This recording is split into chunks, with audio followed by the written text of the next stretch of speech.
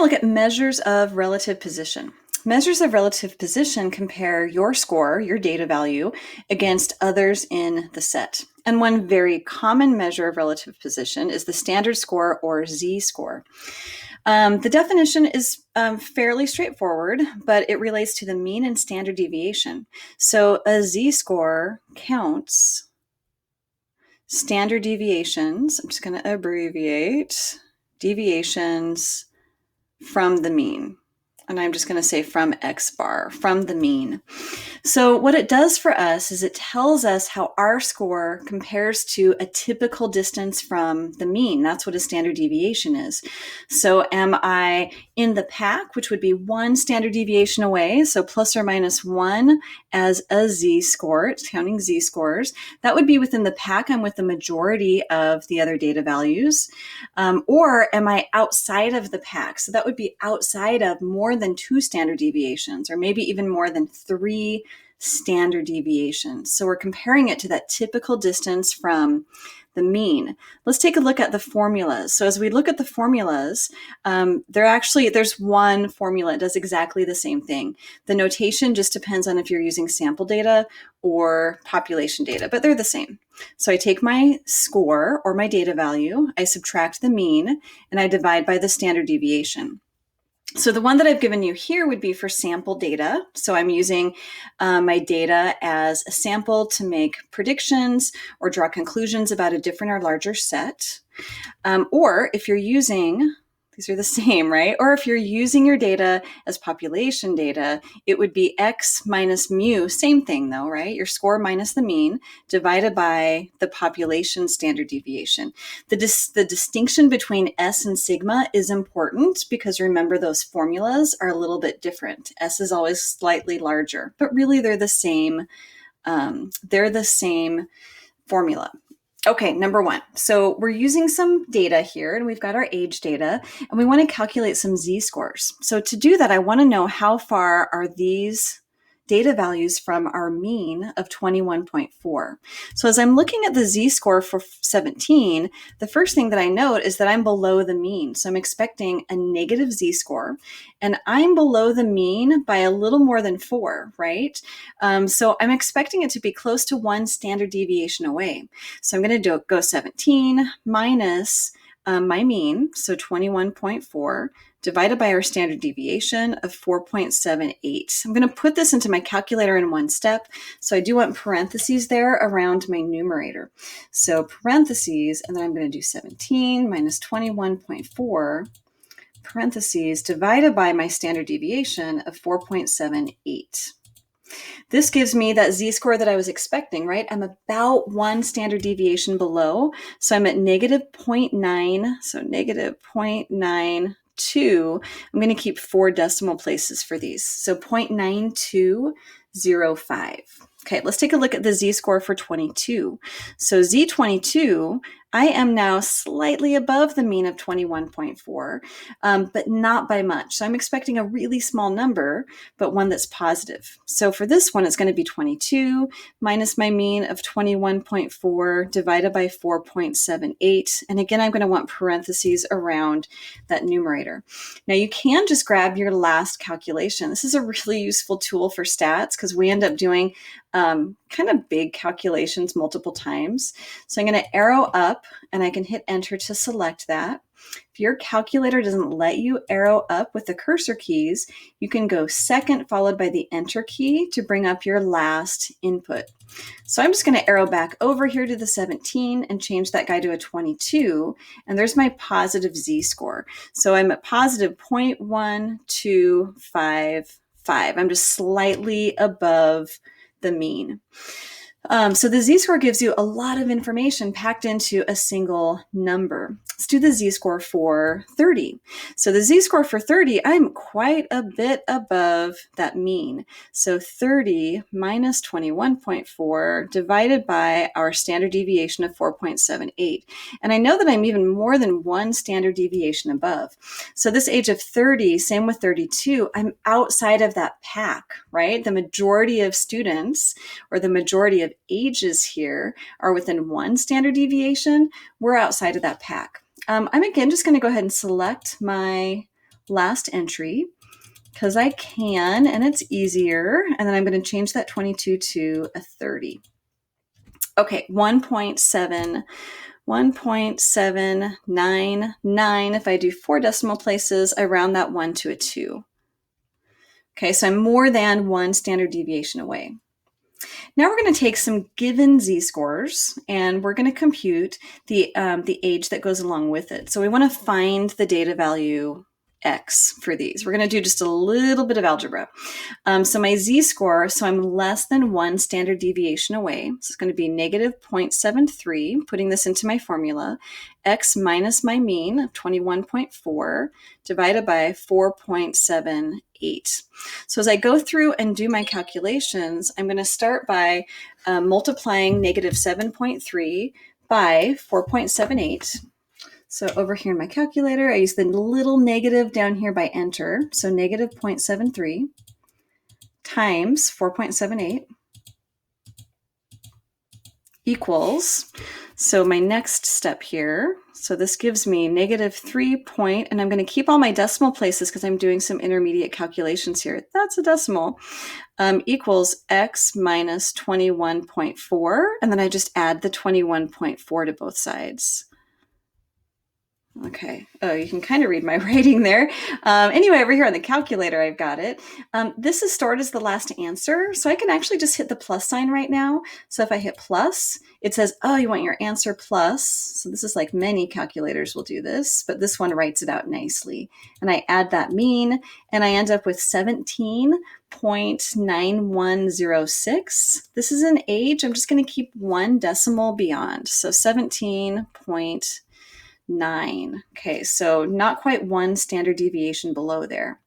Let's do the same thing for 2.22. So I'm going to take 2.22 is equal to x, which I'm solving for, minus my mean, divided by my standard deviation of 4.78. So again, I start by cross multiplying. So the 2.22 times 4.78, and I end up with 10.6116. Again, I'm keeping those decimals as I'm doing my intermediate calculations. 6116 equals x minus 21.4. Whoops, 21.4. Add that 21.4 to both sides. And I'm going to do the same thing. I'm just going to hit the plus sign to grab answer plus 21.4. Equals. So I get 32 point, I'm going to round this to 1 decimal place, which is just going to give me 32.0. You can leave the 0 off, of course. I'll put a bar or a box around that because it's kind of hidden in all of my work there. So I am more than 2 standard deviations above. So I am expecting an age that's significantly higher than my mean. So again, a lot of good information packed into these z-scores.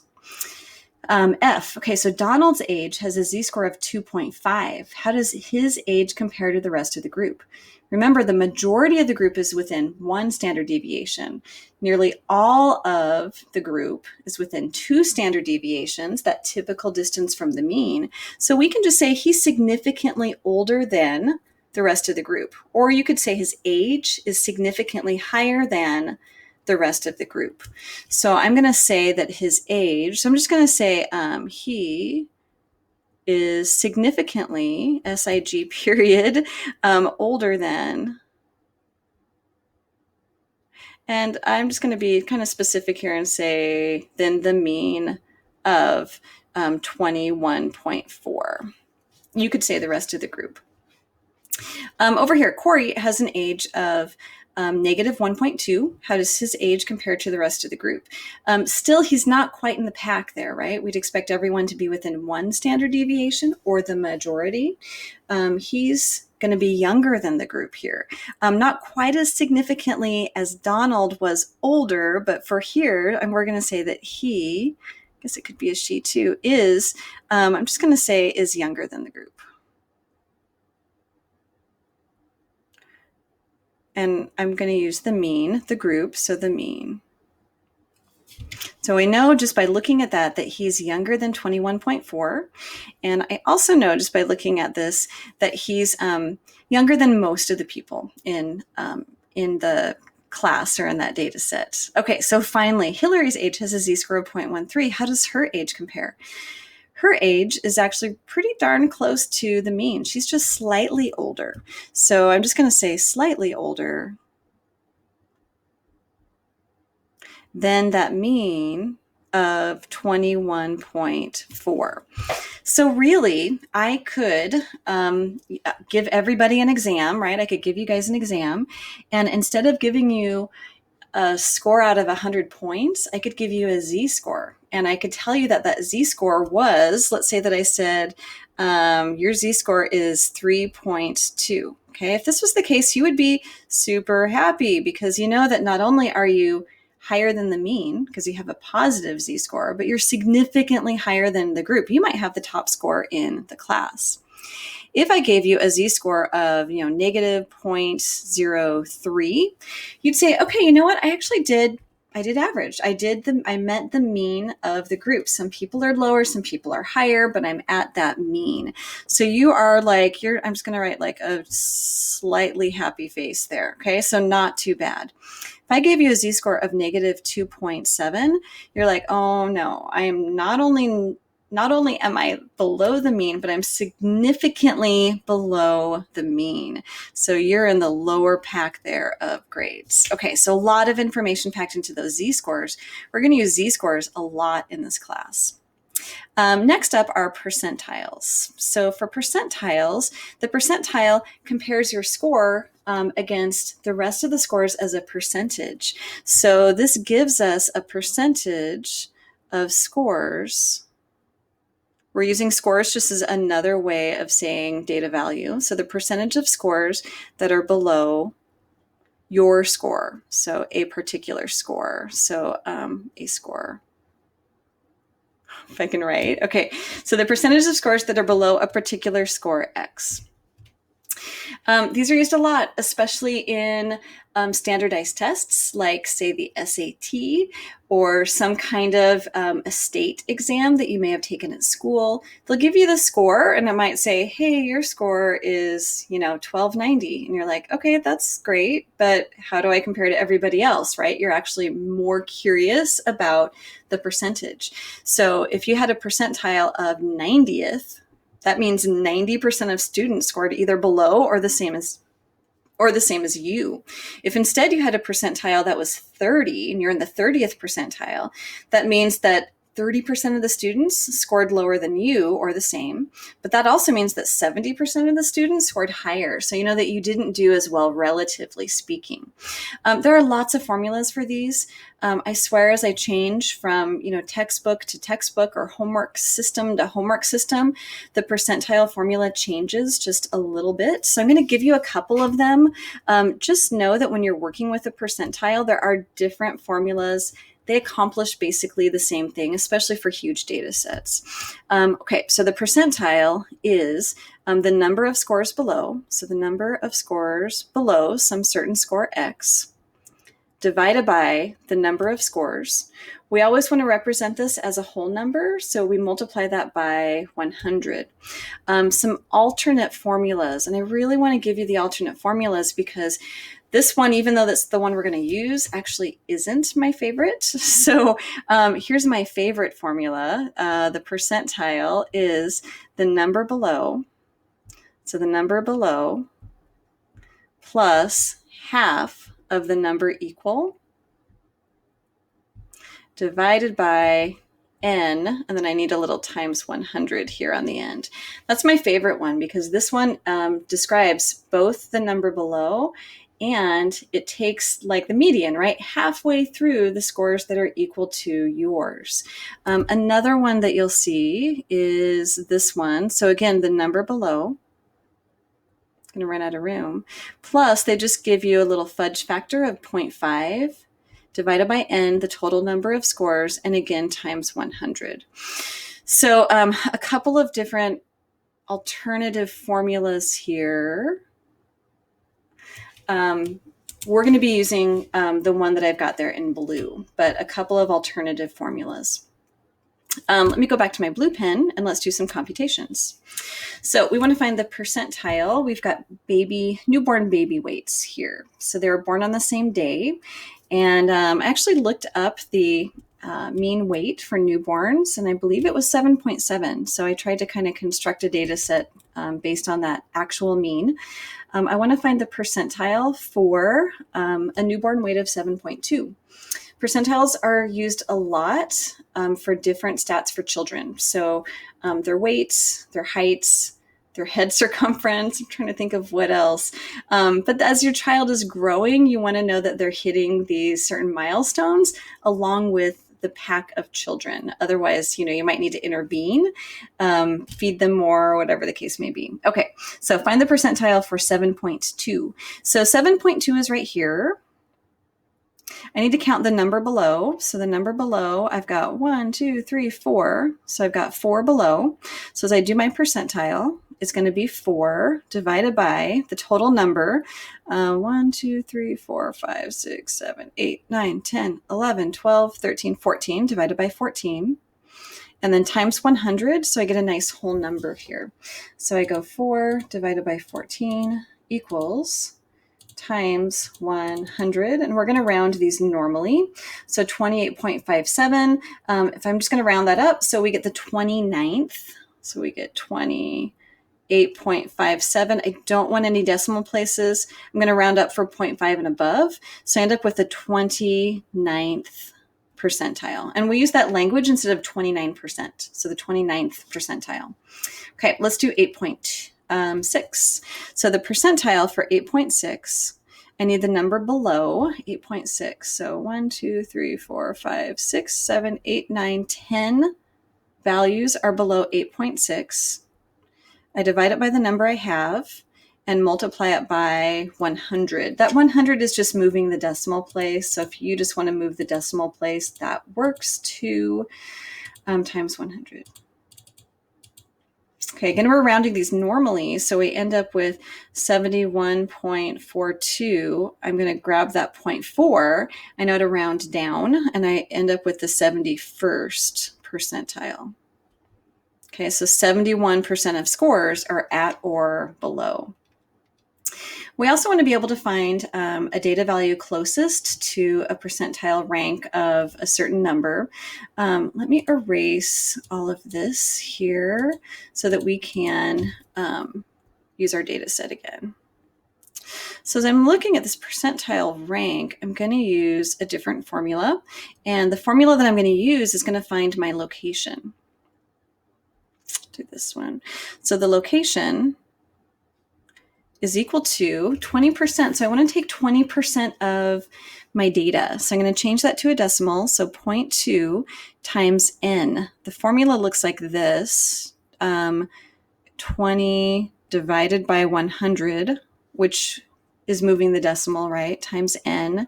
You'll see some that have n.1, n plus 1, but we're always going to be rounding up. So we want to make sure we grab at least 20% below. So this one is different. We're going to always round up, where here we rounded for 0.5 and above. Normal rounding there. Okay, again, a lot of variability here as you look at different applications of these formulas. But for these, we're going to always round up. So if I take our example, 0.2 times 14, I just want to know where 20% is, right? I want to figure out where 20% of my values are. So 20% is going to be 2.8. So 2.8 is going to land right here. So to grab 20%, I need at least 2.8 of the data. So I actually want to choose the closest one. Some books will have you interpolate, which is a great way to go too, but we want to find it as a data value. So I'm going to round up. So I grab that 20%. So the location is 2.8th value. That's my location. So L equals, so that's going to correspond, since I go up to the next one, that's going to correspond with a data value of 6.8. Okay, which data value in this set is closest to a percentile rank of 65? So I'm going to look for the location.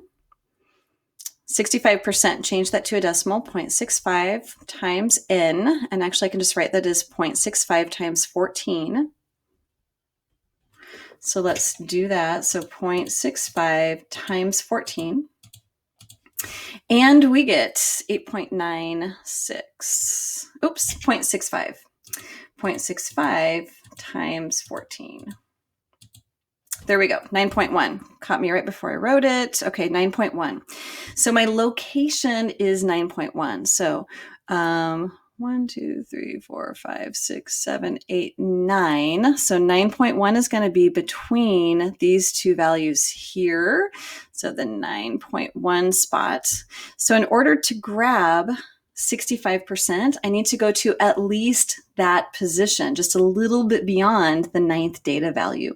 So what I need to do is to grab the 10th data value. So my location is at the 10th data value, and that's going to be 8.3. Okay, so we calculate the location by taking the percentile and multiplying it by the number that we've got, number of data values that we have. Okay, another type of relative position are quartiles. And with these quartiles, we're also going to take a look at box plots, which is a way of displaying the quartiles, and outliers. Quartiles, they divide our data into 25% groups. So our minds just work really well with the 25% division. So we're going to be looking at the median as one of them, because the median has half the data below, half the data above. That's 50%. The first quartile is going to cut off the lower 25%. We can do this with a calculator, and the calculator will bring up all of our quartiles. I'm not going to do it for this data, but I want to show you. Let me see if I've got some data in here. Stat, and then edit. Don't have any data. I'm just going to put random data in. So just bear with me here before I get to example 1. So I've got just some random data, 2, 5, 6, and 9. I'm going to do one variable stat. So second quit, stat, and then calc, one variable stats. My calculator prompts me for where my data list is.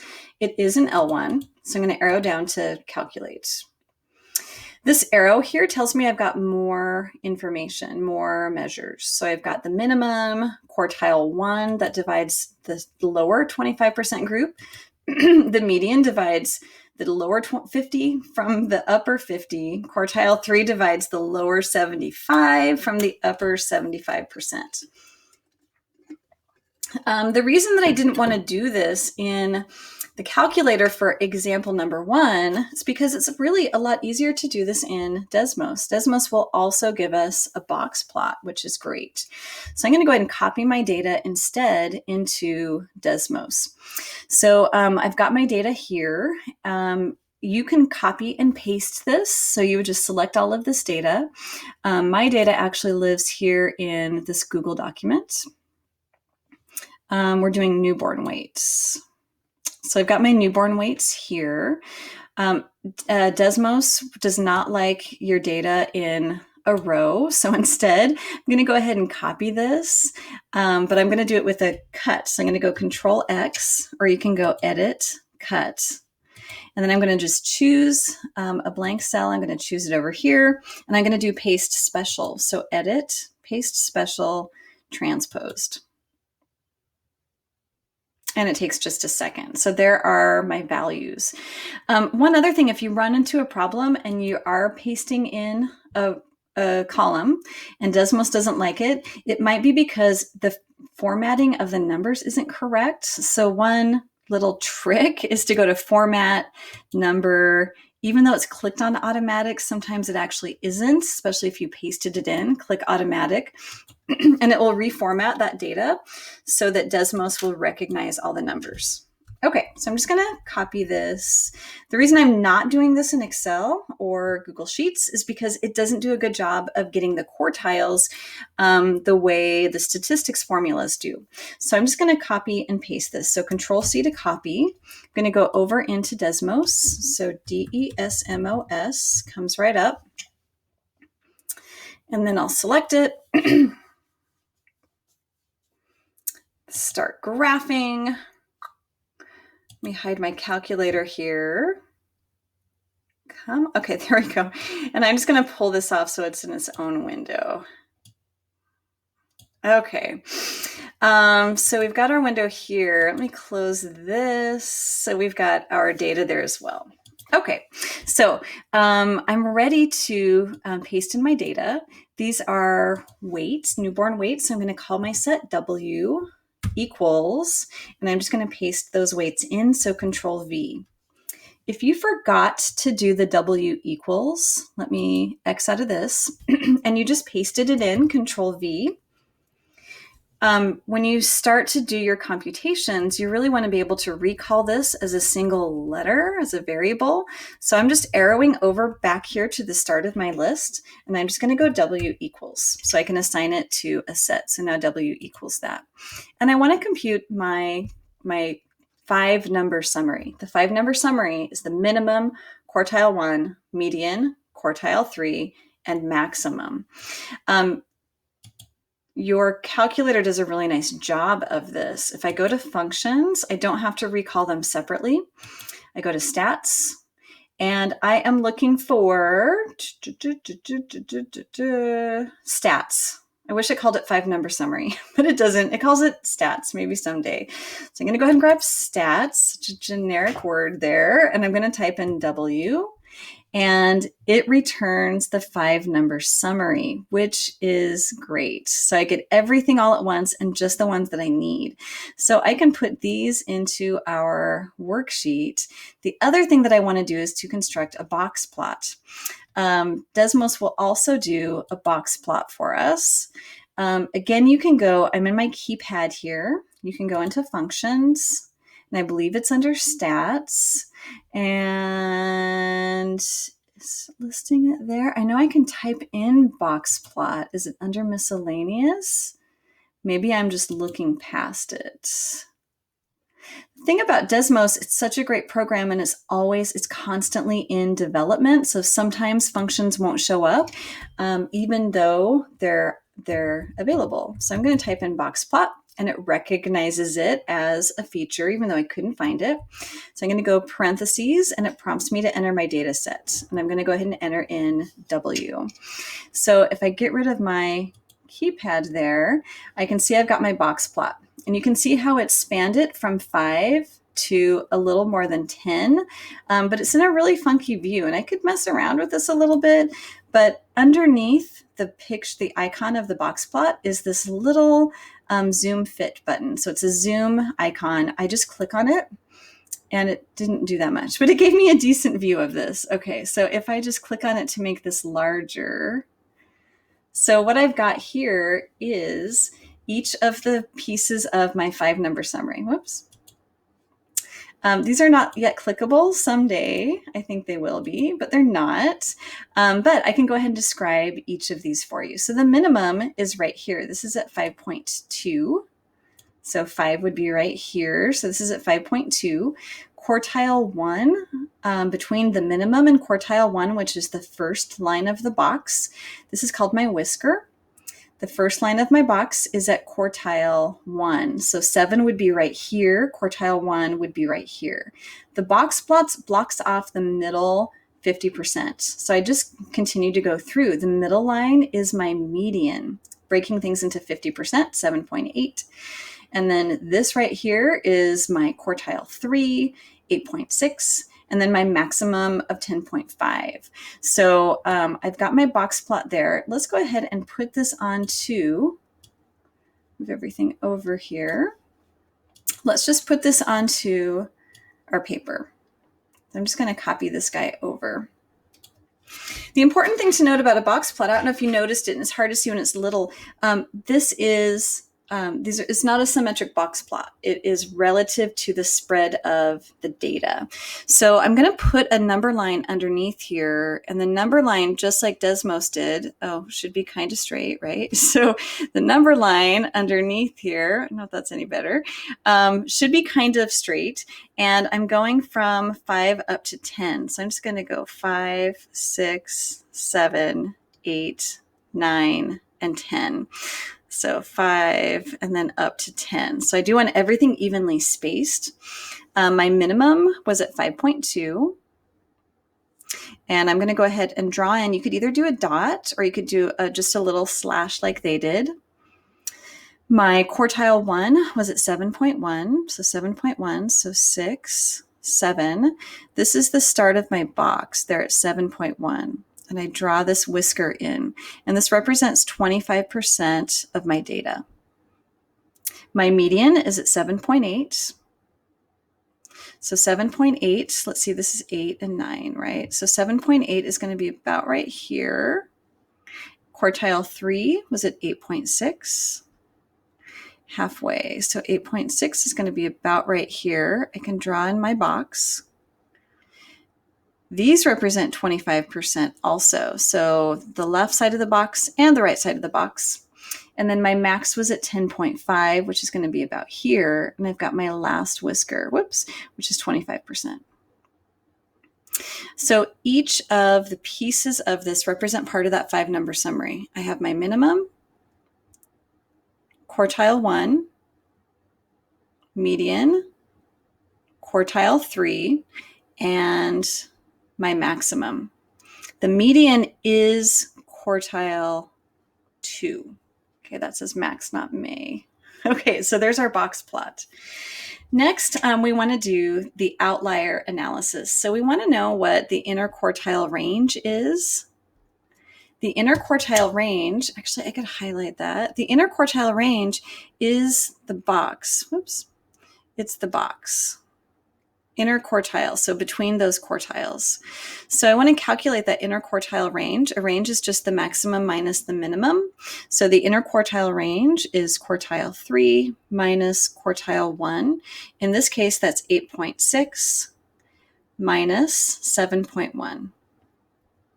And that is equal to, what are we going to get, 1.5? You could do that on your calculator, of course. So 1.5. So that's my inner quartile range. That is my distance. So that is this distance right here. We use that inner quartile range, that's the pack of 50%, in order to understand outliers. So as I do this, outlier analysis, so outliers live below quartile 1 minus 1.5 times the IQR. We get a better pen here. And they live above quartile 3 plus 1.5 times the IQR. So as I'm looking for my quartiles, I want to just do these calculations. So below quartile 1 minus 1.5 times the IQR, quartile 1 was at 7.1, so 7.1 minus 1.5, our IQR happened to be 1.5. I can do that on the calculator, or I can do it in Desmos. Actually, why don't I just do it in Desmos since I'm here? So 7.1 minus 1.5 times the IQR, which is 1.5. And we end up with 4.85. So any outliers that we would have would live below 4.85. And we notice that there are none here. Oops, not going to let me there. So there are none that are below 4.85. Let's do the upper. So above, so quartile 3 is 8.6. 8.6 plus 1.5 times my IQR of 1.5. Let me put it in Desmos. So I'm going to go 8.6 plus 1.5 times the inner quartile range, so times 1.5. And to get that multiplication symbol, I'm just using the asterisk on my computer. And I get 10.85. So this is equal to 10.85. So to be an outlier, I would need to be below 4.85, so below 4.85, or above 10.85. So as I look at my data, the highest one is 10.5, so I don't have any outliers on the upper end. And my lowest data value was 5.2, so I have no outliers on the upper portion. So all of my data lives within those regions. Okay, so no outliers for this one. Are there outliers? I'll just write right here in red. No. Okay, no outliers. We're going to do the same thing for number 2. So we've got our high temperatures. We want to find the 5-number summary and construct a box plot. Let's let Desmos do the work here. I'm actually just going to X out of what we did before and start fresh. Let's go ahead and grab our data. You'd want to copy and paste this over into, if it doesn't paste directly into Desmos, go ahead and use like a Google Sheets first. I want to go to temperatures. There they are. So I want to go to my temps. There they are. So I've got my temperatures here. I want to go ahead and take my temperature data and put it into a column so Desmos will recognize it. So I'm going to go edit copy, grab an empty cell, and then edit, paste special, transposed. You could also, as a fail-safe, go format, number, automatic. This especially happens if you're copying data from another source. Okay, so I just want to grab this data. So Control C or edit copy over into Desmos. These are temps. So let's call this T equals Control V. Okay, so there's my temps. I want to do my 5-number summary. I remember that it's stats.